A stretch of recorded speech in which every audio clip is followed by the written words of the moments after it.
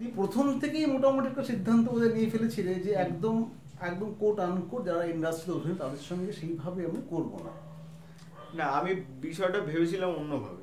সেটা হচ্ছে দুটো কথা। এক নম্বর হচ্ছে যারা অভিনেতা অভিনেত্রী তাদের এত দেখা যায় সব জায়গায়, মানে ফেসবুক হোক, নিউজ পেপার হোক, সব জায়গায় মানে প্রত্যেক দিন কোথাও না কোথাও দেখা যাচ্ছে।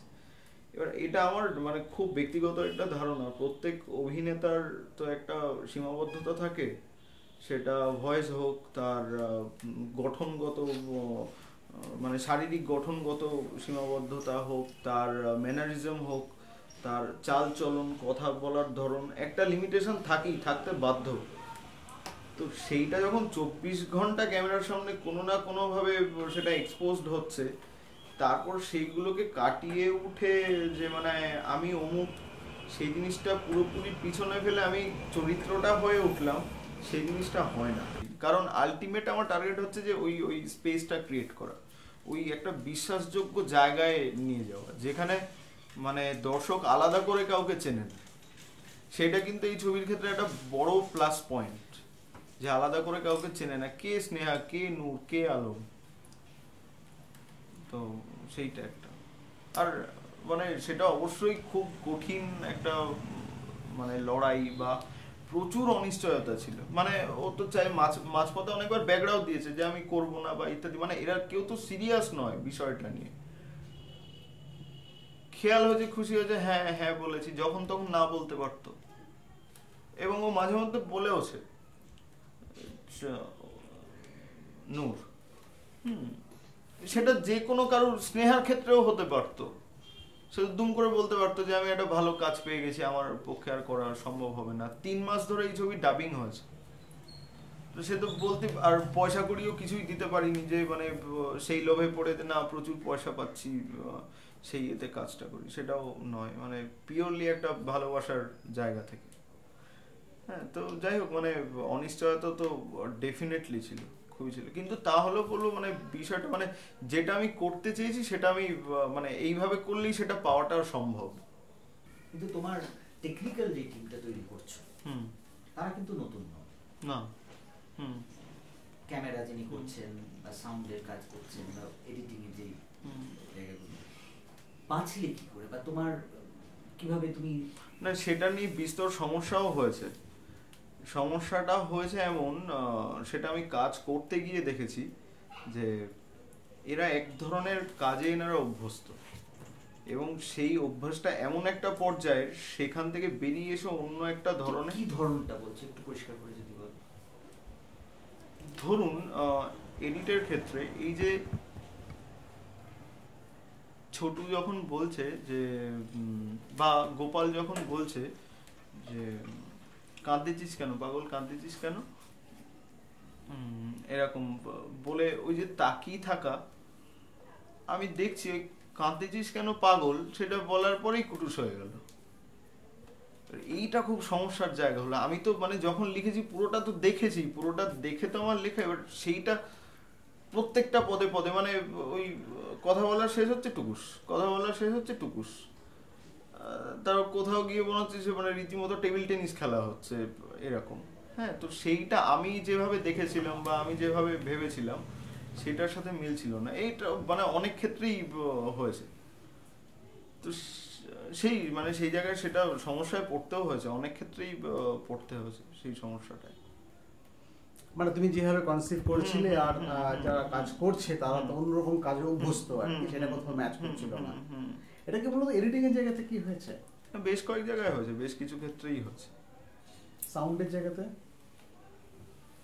সাউন্ডের ক্ষেত্রে না সেই সমস্যাটা হয়নি, মানে হয়নি এই কারণে আমি ওটা তো কারোর হাতে তো আমি ওই অর্থে ছাড়িনি। আমি শুরুতেই একদম সিন বাই সিন এই এখানে এই 25টা সাউন্ড ঢুকবে, আচ্ছা, একদম পুরো ওই সিন 1 এখানে 25টা সাউন্ড, সিন 2 ওখানে হয়তো 22টা সাউন্ড, একদম পুরো ইন ডিটেল, মানে কোথায় ঘন্টা বাজছে, কোথা থেকে কাঁসর বেজে আসছে, তো সেইটা পুরোটা করা ছিল, ছকা ছিল। এবার তার বাইরে গিয়ে তাদের কিছু করার ছিল না। তো সাউন্ডের ক্ষেত্রে সেই অর্থে অসুবিধা হয়নি, সেই অর্থে অসুবিধাটা হয়নি। আর ক্যামেরার ক্ষেত্রে? ক্যামেরার ক্ষেত্রে হয়েছিল কিছু সমস্যা। ফার্স্ট মানে ছবি যেটা প্রথম শট যেটা যে পুকুরের এই পার থেকে আমি দেখছি গ্রামটা, আমার একটা ক্যামেরা আছে। এবার যখন স্ক্রিপ্ট আমি লিখতাম তখন আমি বিভিন্ন লোকেশন ঘুরতাম। তো ঘুরে মানে পুরো ছবিতে যেটা দেখেছেন সেটা মানে স্ক্রিপ্ট লেখার সময় ডিসাইডেড যে এই জায়গাটায় আমি এই সিনে ঠিক এটাই দেখবো, এইভাবে দেখবো ইত্যাদি এই বিষয়গুলো। তো আমার এখনো মনে হয় যে মানে মনে পড়ে সেটা হচ্ছে ফার্স্ট যখন আমি বললাম যে এই ওপেনিং শট এইটা হবে, পুকুরের এই পার থেকে আমি দেখছি পুকুরের ওই পারে গ্রাম। তো সে বললো যে না এটা সানলাইটের এগেনস্টে নেব ইত্যাদি ইত্যাদি। হয়তো আমি জানি না, সে হয়তো ভালো হতো বা আমি যেটা দেখেছি তার থেকেও হয়তো ভালো হতো। সে অনেক কিছু বলতো হাইপার রিয়েলিস্টিক করবো ইত্যাদি। তা আমি ওসব বুঝে টুঝে উঠতে পারতাম না। আমি রিয়েলিজম বুঝি, আমি যেটা দেখছি চোখের সামনে আমি সেই জিনিসটাই আমি তুলে ধরবো, তারপর কি হাইপার কি আমি বুঝি। তো বিষয়টা এমন হলো সে ফাইনালি শট নিল না, সে দূরে গিয়ে দাঁড়িয়ে থাকলো এবং ওখান থেকে চিৎকার করে বললো হয়তো ডিরেক্টর বলে দিচ্ছে যেভাবে বলছে সেভাবে করে দাও। তো সেখানে নিয়ে গিয়ে মানে বোকার মতো গিয়ে, এটা তো একটা কষ্টর জায়গা। একটা নতুন ছেলে ছবি করতে এসছে, তাকে তো আরো সাপোর্ট করাটা প্রয়োজন। সে যেটা ভাবছে মানে সে যদি 2 ভাবে সেটাকে চেষ্টা করো, মানে 4 করার চেষ্টা করো বা অন্তত 2 দাও, মানে সেটাকে 1 করে দিও না। হ্যাঁ, তো এরকম বহু জায়গায় হয়েছে। সে দূরে দাঁড়িয়ে আছে, আমি বোকার মতো ক্যামেরা, যারা কেয়ারটেকার তাদের বলছি এখানে ক্যামেরা প্লেস করো, এখান থেকে নাও এক্স্যাক্ট আমি এইটা চাইছি, এই লেন্স লাগাও। এই সমস্যার জায়গাগুলো হয়েছে, মানে যার জন্য পরে এমনও সমস্যা মানে হয়েছিল, বেশ কিছু সিনেমায় রিশুট করতে হয়েছিল, তার জন্য দ্বিতীয় একটা সেকেন্ড একটা শিডিউল করতে হয়েছিল আমার। তো মানে সেই সব অনেক মানে যন্ত্রণার অধ্যায় গেছে। এখন অনেকে প্রচন্ডভাবে ফিরে আসতে চাইছে। আচ্ছা, মানে এমনও সেদিন একজন বললেন যে মানে তাও এটা দেখলে ভালো লাগে যে সেই অনেস্টিটা আছে, যে তুমি প্রমাণ করলে যে তুমি ঠিক ছিলে। ঠিক আছে, মানে মূল সমস্যাটা কি ছিল? মানে এই যে হাইপার রিয়েলিটি অমুক তুমি এই যে কথাগুলো বলছো, মূল জায়গাটা কি? মানে তারা একভাবে জিনিসটা দেখতে চাইছে এবং সেটা তোমার ভিজুয়ালাইজেশনের সঙ্গে ম্যাচ করছে না, মিলছে না। এবং তার থেকে বড় কথা হচ্ছে যে মতান্তর হতেই পারে, কিন্তু কোনো জায়গায় ছোট করাটা উচিত নয়। ধর সালা তুমি কি জানো, যদি সেটা ধরেও নেই আমি জানি না, সেটা কনভিন্স করাতে হয়। সেটা কনভিন্স করানো আর ছোট করা দুটো আলাদা জিনিস। এবং সেই জায়গায় কিন্তু মানে আলটিমেটলি সে যদি ভালো জিনিস সাজেস্ট করে, আমার ছবিটাই তো ভালো হবে। তো সেখানে কেন আমি সেই গোয়ার তুমি করবো যে আমি যেটা বলছি সেটাই হবে? কিন্তু তোমাকে তো আমায় তো বিশ্বাস করাতে হবে যে তুমি যেটা দেখছো তার থেকে আমি যেটা দেখছি সেটা বেটার। সেটা তো আমায় বিশ্বাস করাতে হবে, সেটা তো বিশ্বাস করাতে পারছে না। কি বলছিল তারা? মানে কিভাবে জিনিসটা, তাদের ভাবনাটা কিভাবে তারা তোমার কাছে প্রেজেন্ট করছিল? ওরকম যে ক্যামেরার ক্ষেত্রে যদি বলি যে এগুলো হচ্ছে না, এগুলো চলে না, এখন ব্যাকডেটেড ভাবনা, এভাবে এতক্ষণ কেন বসে থাকবে ক্যামেরা ইত্যাদি, এইরকম মানে নানান রকম। অথচ তোমার সিনেমাটা দেখে আমাদের প্রাথমিকভাবে আমরা যারা দেখেছিলাম একদম প্রথমে এই জিনিসটা আমাদের প্রচন্ড ধাক্কা দিয়েছিল। সেটা হচ্ছে একটা অদ্ভুত দীর্ঘস্থায়িতা, মানে একটা শট খুব অনেকক্ষণ ধরে সেটা থাকছে, দেখছি অনেকক্ষণ ধরে। এখানে একটা জিনিস দেখিয়ে দেওয়া, মানে আপনি পাহাড় দেখলেন এক ঝলকে আপনি দেখে নিতে পারলেন, কিন্তু আপনি যদি পাহাড়ের সৌন্দর্য উপভোগ করতে চান, দেখার সেটাকে উপলব্ধি করা ও উপভোগ করা দুটো তো আলাদা জিনিস। আমি তো শুধু দেখাতে চাইনি, আমি তো সেটা উপলব্ধি করাতে চেয়েছি। তো যাই হোক, মানে এরকম অনেক মানে কঠিন, মানে বহু ক্ষেত্রে ছবির গ্রেডিং হচ্ছে 2 দিনের মতো, জাস্ট 2 দিনে ছবির গ্রেডিং কমপ্লিট করে, মানে তাদের তরফ থেকে কমপ্লিট করে মানে বলে দিল এই ছবির আর সময় দেওয়া যাবে না, এখন অন্য ছবির চাপ আছে। আচ্ছা, এবার পুরো দিশেহারা, মানে আমি কি করব তখন? অভিজিৎকে ফোন করলাম যে এরকম সমস্যায় পড়েছি, কি কি করবো, আমার মাথা কাজ করছে না। তো তখন বললো ঠিক আছে তুই ঘাবড়াস না, তখন অলরেডি টাকা সেই জায়গাতেও দেওয়া হয়ে গেছে, বেশ খানিকটা টাকা। তার মধ্যে ছবি মামিতে সিলেক্ট হয়ে বসে আছে, পাঠাতে হবে সেখানে, মানে একদম দিশেহারা অবস্থা। তারপরে আমি অভিজিৎকে বললাম যে আমি বম্বেতে একজনের নাম শুনেছি, তার সাথে যোগাযোগ করবো, কিন্তু টাকা কি হবে। তো বললো ঠিক আছে তুই ভাবিস না, তুই কর, আমি দেখছি টাকা কিভাবে জোগাড় করা যায়। তো তারপরে ফাইনালি ছবিটা গ্রেডিং করে সিদ্ধার্থ মীর।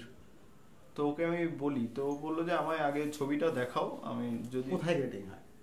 এটা হয়েছে বম্বেতে, ব্রিজ ওয়ার্কস, হ্যাঁ ব্রিজ ওয়ার্কসই বোধ হয় ওর নাম। তো ওর সাথে কথা হয়, ও ছবিটা দেখতে চায়, বলো যে আমায় রাফ কাট দেখাও, আমি জাস্ট দেখতে চাই।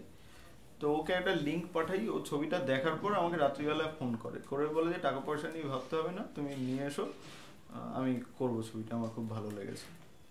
এবং ও দীর্ঘদিন মানে একই সময় ট্র্যাপডের কাজও চলছিল, মানে যেটা ওই বিক্রমাদিত্যর যে ছবিটা, কোথাও গিয়ে কিন্তু মনে হয় নিজেই আমাকে নেগলেক্ট করছে একদম, বলতে যে তোমার ছবিটা যেহেতু আর্জেন্ট, আমি সকালবেলা 6টা থেকে বসবো তোমার ছবিটা নিয়ে, তারপরে আমি সেকেন্ড হাফে ট্র্যাপড নিয়ে বসবো। এবং ও প্রায় 7 দিন না 8 দিন ধরে ছবিটা করে তারপরে কমপ্লিট করে দেয় ছবিটা। তো এই মানে অথৈ জলে ফেলে দিয়েছে এমন লোকও যেমন পেয়েছি, আবার সেই অথৈ জল থেকে মানে উঠে আসার জন্য যখন প্রাণপণ চেষ্টা করে গেছি, কেউ না কেউ পাশে এসে দাঁড়িয়েছে।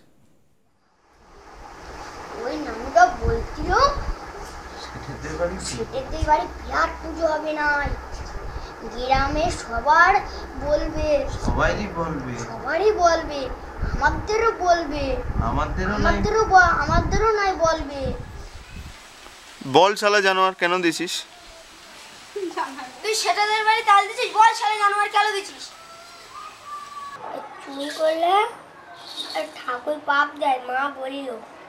দিকে যাক, কই খিদে পালি তো ঠাকুর খাবার এনে দেয় না। আবার অ্যাকশন। এদা ঠাকুর পাপ দেবে না তো? কি জানি চুরি করলে ঠাকুর পাপ দেয়, মা বলিল। চুরি করলি ঠাকুর পাপ দেয়, মা বলিল। দিকে যাক, কই খিদে পালি তো ঠাকুর খাবার এনে দেয় না। আবার বলো। হাসবে না। আচ্ছা তোদের সঙ্গে কথা বলি একটু। আচ্ছা একটা জিনিস যেটা আমি সিনেমাটা দেখেছি, সেটা প্রথমেই যেটা বলবা সেটা হচ্ছে যে প্রথম যখন নাকি তোদেরকে সিলেক্ট করা হলো যে তোরা অভিনয় করবি, অভিনয় কি আগে কখনো করেছিস তোরা? না। তাহলে এই অভিনয় করার ইচ্ছেটা ছিল? অভিনয় করবো আমি কি জানি ইচ্ছে থাকবে? মানে এই যখন বললো তোদেরকে বললো না যে অভিনয় করবে, একটা সিনেমা হবে, সিনেমাতে করবে, হয়তো বলেছে এরকম ধরনের কিছু একটা তো কথাই বলেছে, তো তখন কি মনে হলো যে অভিনয় করবো? অভিনয় ব্যাপারটা বুঝতে পারিনি, মানে ওরা মানে একদম আকাশ থেকে পড়েছিল, মানে কি হচ্ছে, হঠাৎ করে কোথা থেকে একটা লোক আসলো এসে বলছে যে অভিনয় করবে ইত্যাদি। মানে ওদের মানে জাতীয় পুরস্কার পাওয়ার পর একদিন ওর বাবা রাত্রিবেলা হঠাৎ আমাকে ফোন করে, তো আমি যথারীতি রিসিভ করে বলি যে হ্যাঁ বলুন দাদা। তোর বাবা চুপ করে থেকে তারপরে বলে কি আমি কি বলবো আপনাকে, আমি নিজেও জানি না কেন যে ফোন করলাম। আমার না মানে আমরা না এগুলো কোনোদিন ভাবিনি, মানে না স্বপ্নে না দুঃস্বপ্নে কোনোভাবেই আমরা কোনোদিন ভাবিনি। এবং আপনি যখন প্র্যাকটিস করাতেন ওদের, তখন আমাদের মনে হতো কি হচ্ছে কি করছে, কারণ সিনেমা বলতে আমরা অন্য জিনিস ভাবতাম। সেখানে আপনি নিজে স্কুটি করে ওদের ঘোরাচ্ছেন, ওদের জন্য খাবার নিয়ে আসছেন, বৃষ্টির মধ্যে ভিজে আসছেন, এসে মাঠ ঘাট কাদার মধ্যে নিয়ে গিয়ে প্র্যাকটিস করাচ্ছেন। আমাদের সত্যি বিশ্বাস হতো না, কিন্তু এখন যেটা হলো সেটাও বিশ্বাস হচ্ছে না। এই জায়গাটাই বলছি, এটা হচ্ছে এই যে মানে ওদেরকে নিয়ে এই কাকুর সঙ্গে যে মাঠ ঘাটে ঘুরে এই যে অভিনয়টা শিখেছিস, তো একটা তো ট্রেনিং হয়েছে, একটা তো চর্চার মধ্যে দিয়ে গেছিস, তো একটা না অনেক দিন ধরে এটা করেছিস। তো সেই সময়টায় তো কি মনে হতো ভেতরে মানে কি হচ্ছে, ভালো লাগতো তো বোঝা যাচ্ছে, ভালো হলে করবি কেন, কিন্তু আর কি মনে হতো, মানে কি ব্যাপারটা অদ্ভুত না? ওদেরকে ঘটনাগুলোর সাথে রিলেট করানোর চেষ্টা করতাম, মানে ছোট কি করলো, গোপাল কি করলো, মানে ওরা যেটা করেছে কিন্তু ওই সামিউল নূর হিসাবেই করেছে। মানে আমি কিভাবে রিলেট করাতাম, যেমন ধরুন ওই যে যেখানে ছোট কাঁদতে কাঁদতে বলছে যে না আমি আর কোথাও যাব না, তা আমি অনেকক্ষণ ধরে ধরে গল্প করতাম ওদের সাথে, যে ধর ওকে ওকে যেমন বুঝিয়েছিলাম যে ধর মনে কর তুই একদিন কোনো দুষ্টুমি করিসনি, কিচ্ছু করিসনি, কিন্তু বাড়ির সবাই মিলে তোর প্রচন্ড মার মারলো, তোর কেমন লাগবে? তো বলছে আমার কষ্ট হবে। তা আমি বললাম যে তারপর ধর খুব মারলে তো তোর রাগ হবে, তুই কথা বলবি না। তো বলছে না। তারপর ধর হঠাৎ করে আদর করে বললো যে চল মেলায় চল, মেলায় ঘুরতে নিয়ে যাবো, নাগরদোলা চড়াবো, তুই যাবি? তা বললো যে না যাবো না। কেন যাবি না? তো বললাম আমাকে মেরেছে তাই, আমার রাগ হয়েছে তাই। তা আমি বললাম তোর কান্না পাবে? তো বললো যে হ্যাঁ মারলে তো কাঁদবো। তা বললাম তাহলে তুই এটা ভাবতো, ভাব। এবার চুপ করে বসে রয়েছে, আমি ওর সামনে চুপ করে বসে রয়েছি। খানিকক্ষণ পরে বলছি যে কি ভাববো? তাই বললাম যে তুই এটাই ভাব যে তোকে খুব মেরেছে, তোর খুব কষ্ট হচ্ছে, আর এত কষ্ট হচ্ছে যে তোর চোখে জল চলে আসবে, তুই কেঁদে ফেলবি। ও বসে আছে, আমিও বসে আছি, ও বসে আছে, আমিও বসে আছি। তারপরে ওরা ধৈর্য থাকলো, লাস্টে কাকু চোখে পানি আসে না। হ্যাঁ, তো আমি তখন বললাম তুই আরুপ করে ভাব। খুব মারলো, মা প্রচন্ড মারলো, দাদু একদম ওই উঠোনে ফেলে দমাদম করে কঞ্চি দিয়ে মারলো, তুই ভাবতে থাক। এবার ও চুপ করে বসে রয়েছে আর আমি কন্টিনিউয়াস বলে যাচ্ছি যে এই করেছে, তোকে মারছে, চুলের মুঠি ধরে নাড়ি দিল, খুব জোরে মারলো, তো লাগলো প্রচন্ড। এই করতে করতে আর আমি ওকে লক্ষ্য করছি সমানে। এইবার তারপর দেখছি ওর এক্সপ্রেশন একটু একটু একটু একটু করে চেঞ্জ হচ্ছে। তারপর এটা এমন বদমাইশ, হঠাৎ করে বললো কাকু চোখে পানি আসছে, পানি আসছে। তো আমি তো কথা বলি না, কর তুই ওটা ভাবতে লাগ বলে আমি আরো ওটা বলতে লাগলাম। এই করতে করতে করতে করতে দেখলাম সত্যি চোখে জল আসলো। তো এইটা আমার করানোর কায়দা ছিল, যে আমি রিলেট করে দিতাম বা ওই ওই বিষয়টার মধ্যে মানে ওই পরিস্থিতিটায় ওদেরকে পাঠিয়ে দিতাম। আর তোরা পরিস্থিতির মধ্যে ঢুকে পড়তি? হ্যাঁ, কিরকম ভাবে বলতো আর মনে করতাম, আর কিছু মনে থাকতো না তখন। সে তখন মনে থাকতো না, ওই হয়ে যেত। বলবে তো সিনেমার ক্যারেক্টার বলে বলে। ওকে কে একটা জিজ্ঞাসা করেছিল যে মানে এত ভালো অভিনয় করছিস কি করে? তো বলছে অভিনয় তো করিনি, মানুষ কাকু বলেছে অভিনয় করার সময় কখনো মনে না করতে যে অভিনয় করছি। নাকে চলে এলি বলি মা কাঁদছিল, মিথ্যে কথা, সত্যি মা কালীর দিব্যি। ওই দেখো সত্যি, ওই দেখো সত্যি মা কালীর দিব্যি, মা কালীর দিব্যি, মা কালীর দিব্যি। আবার প্রথম থেকে তুই কাঁদছিস? তুই কাঁদছিস? তুই নাকে চলে এলি বলি মা কাঁদছিল, মা খুব কাঁদছিল, মা খুব কাঁদছিল, মিথ্যে কথা। ওই দেখো সত্যি মা কালীর দিব্যি। ওই দেখো ওই সত্যি, দেখো সত্যি মা কালীর ওই দিব্যি। দেখো সত্যি বলতেছি মা কালীর দিব্যি। ওই দেখো সত্যি বলছি মা কালীর দিব্যি। তোর তো নিজের দাদা নয়, না, কিন্তু একটা সময় মানুষবাবুর সাথে যখন তোরা থাকতে শুরু করলি, কাজ করছিস, একটা সময় মনে হতো তাহলে তোর দাদার মতন হয়ে গেছে বা দাদা হয়ে গেছে। হ্যাঁ আমি দাদা বলতাম না, আলম বলেই ডাকতাম। তখন দাদা হয়ে গেল। ডাকতাম না, এখনো ডাকো। স্নেহাকেও স্নেহা বলে ডাকতো এবং আলমকেও আলম বলে ডাকতো। কপাল ভালো যে আমার নামের পাশে তো কাকু টাকু বসায়। এটা কেন হয় না?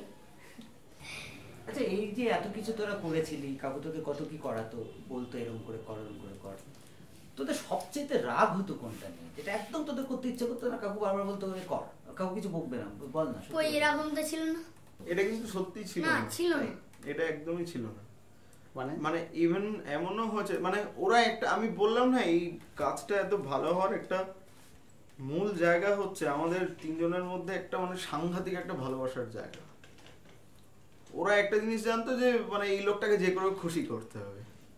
ইভেন এমনও হয়েছে ওই যেখানে চট থাপ্পড় দেবে ওগুলো কিন্তু সব সত্যিকারের চট ছিল। এবার আগে দুজনকে ও কিন্তু চড় মারবে, রাগ করলে কিন্তু চলবে না। হ্যাঁ, তাই এবার ও তখন বলছে আচ্ছা ঠিক আছে তুই ঠিক করে মারিস, এবার করতে যাবে, গেম খেলতে দিতে হবে কিন্তু তারপরে। তাই বললাম আচ্ছা ঠিক আছে হবে, গেম হবে, এবং সব কটা অরিজিনাল চর, অরিজিনাল মার, মানে সব আমি একবার রেগে গেলাম সেই সিনেমার প্রথমে আমার বলেছে এটা হচ্ছে ফাইনাল আছে, ওই জন্য আমি আর গিয়ে মেরে দিই ধস করে, তারপর হচ্ছে আরেকবার এটা হয়নি আরেকবার মানে এটা রেকর্ড হয়নি, আর বলছে বেকার বেকার চরটা খেয়ে গেল। সে রাগ হয়ে গেল। সাবিল তুই আমাকে একটা কথা বল, সিনেমা টিনেমা অনেক দিন কষ্ট করে বানানো হলো, তারপর একদিন নিশ্চয়ই এরকম একটা দিন এলো যেদিন কাকু বললো চল সিনেমাটা বানানো হয়ে গেছে, এবার আমরা দেখবো। এবার তোরা হলে বসে বা কোথাও একটা বসে তোরা দেখছিস সিনেমাটা, তুই যখন সিনেমাটা পুরো সিনেমাটা শুরু থেকে শেষ পর্যন্ত যখন দেখলি, নিজেকে দেখলি, মুখকে দেখলি, তোর কিরকম লাগছিল রে? যখন শুটিং করতাম তখন একটু করে হতে, এখানে একটুকুন হচ্ছে, ওখানে একটুকুনি হচ্ছে, হ্যাঁ। আর মানুষকে জিজ্ঞেস করতাম, মানুষকে প্রতিদিন একটা ঘরে গিয়ে ওই শুটিংগুলো দেখতো, হ্যাঁ। আর এই মানুষকে দেখতে একবার এখানে ক্লিক করতে হচ্ছে আর একবার ওখানে ক্লিক করতে যাচ্ছে, হ্যাঁ। আর তোমার কি এইরকম কেন, এইরকম হচ্ছে কেন, বলতে এগুলো আবার জুড়তে হবে, জুড়ে এর সাথে মিউজিক লাগাতে হবে, হ্যাঁ। তখন আমি কিছু বুঝলাম না। আর তারপরে মানে জুড়েছে একদিন মানুষ কাকুর ফোনে একটা মিউজিক হচ্ছে, হ্যাঁ। মানুষকে বলছে এই সিনটা আসবে আর এই মিউজিকটা চালিয়ে দেবো, কিরম লাগবে একটু বলিস তো। আর চালিয়ে দিয়েছে, হেভি লাগতেছে তো, হ্যাঁ। তারপরে সব সিনেমা ঠিক হয়ে গেল মানে পুরো। তারপরে মানুষ কাকু একদিন ফোন করেছে, ফোন করে বলেছে যে সেই কোথায় সিনেমা সিলেক্ট হয়েছে, সেই মামিতে সিনেমা সিলেক্ট হয়েছে, তা তোমাদের ওখানে কি আত্মীয় না কি আছে, ওখানে একটু আসতে হবে, তোমাদের ডেকেছে। আর গিয়েছি, এবার গিয়ে প্রথম যখন ঢুকেছি, হ্যাঁ, মানে ওখানে নাকি বাচ্চা কাচ্চা নাকি ঢোকা নাকি নিষেধ আছে, মানে অতিরিক্ত না, হ্যাঁ ওই অমিত কাকুর সাথে। আচ্ছা মানে পিভিআর ওই সিনেমা হল তো, হ্যাঁ মানে বোম্বেতে, মানে ফার্স্ট যেদিন দেখানো হচ্ছে, হ্যাঁ সেই মানে ইংলিশতে কথা বলতে, আমি তো ইংলিশ জানি না, বুঝিনি, হ্যাঁ। আর কথা বলতেছে আর অমিত কাকুর এসে কথা বলতে, যেই বলেছে সিনেমার একটা সব আর সব লিফটে করে ঢুকে দেবে তুলে দিয়েছে, হ্যাঁ। তখন মনে করেছি যে না, সেই যারা সিনেমা করে তাদের এইরকম করে দাম দেয়, হ্যাঁ। আবার যখন ঢুকেছি দেখি সব লোক, একটা সিট ফাঁকানি, সব বোঝায়, হ্যাঁ। যখন দেখতেছি আর সবাই দেখতেছে, আবার অন্যরকম লেগছিল একটা, সে বলে বোঝানো যাবে না। বল না কিরকম বোঝা যাবে না, আবার কিরকম মনে হচ্ছিল তোর তখন? আর মনে হচ্ছিল যে আমি অন্য লোকের সিনেমা দেখি আর সবাই মিলে, আর আমার সিনেমা আমি বসে রয়েছি, আমার নূরের সিনেমা আমরা বসে রয়েছি, আর কত লোক দেখতেছে সব। সিনেমাটা যখন ভাঙলো, সিনেমা ভেঙেছে, নিচে লেপতেছি আর সবাই হাত তেল দিচ্ছে, অন্যরকম সে মানে সে বলে বোঝানো যাবে না। মানে এখন মনে হয় কত রকম পাগলামি করেছি আমরা, তো দীর্ঘদিন একসাথে থাকতাম। এবার ধরুন সব অ্যাম্বিয়েন্ট সাউন্ডগুলো রেকর্ড করা হয়েছে, মিক্স করা হয়নি, হয়তো শুধু ডায়লগটা ওই জাস্ট ওই ডায়লগটা বসানো আছে। এবার টিভিতে একটা ফাইল লোড করার, সেখানে একটা, ল্যাপটপে ভিএলসিতে একটা, গেম প্লেয়ারে একটা, আর উইন্ডোজে হয়তো সিনেমাটা চলছে ঘোরাঘট, আর ফোনে আর একটা ট্র্যাক, সেটা ব্লুটুথ দিয়ে কানেক্ট করে এবার 4-5টা একসাথে চালিয়ে দেওয়া হলো, দিয়ে মানে আমরা টোটাল ওর ভিতর চেষ্টা করি, তার মানে আলটিমেটলি জিনিসটা মানে কেমন লাগবে শুনতে। তিনজনে মিলে মানে 3 বোদ্ধা মিলে বসে, আমি ওদের বলছি কেমন লাগছে বলতে, বলছি কাকু হেভি লাগছে এরকম। তো মানে মানে এটা পুরো পাগলামি একটা এর মধ্যে দিয়ে করা পুরো ছবিটা, মানে এটা বলে বোঝাতে পারবো না। স্টার্ট।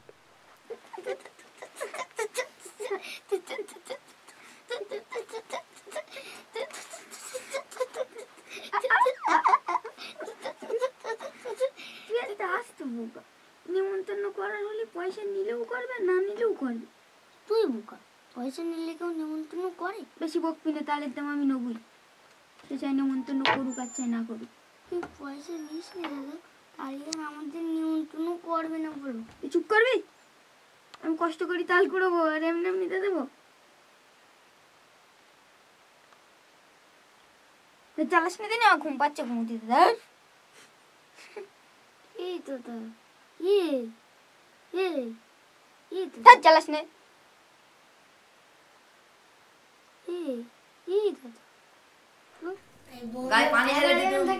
দিনের পর দিন ওর গ্রামে ঘুরেছি সাউন্ড রেকর্ড করার জন্য, বহুদিন, প্রায় 2-2.5 সপ্তাহ ধরে ঘুরে ঘুরে এই পাখির ডাক, তুমি লিখেছিলে আমাকে, হ্যাঁ এই পাখির ডাক, ওইখানে পুকুরে ঢিল ফেলছে তার শব্দ, মানে অদ্ভুত অন্যরকম। কি নিজেই রেকর্ড করেছো?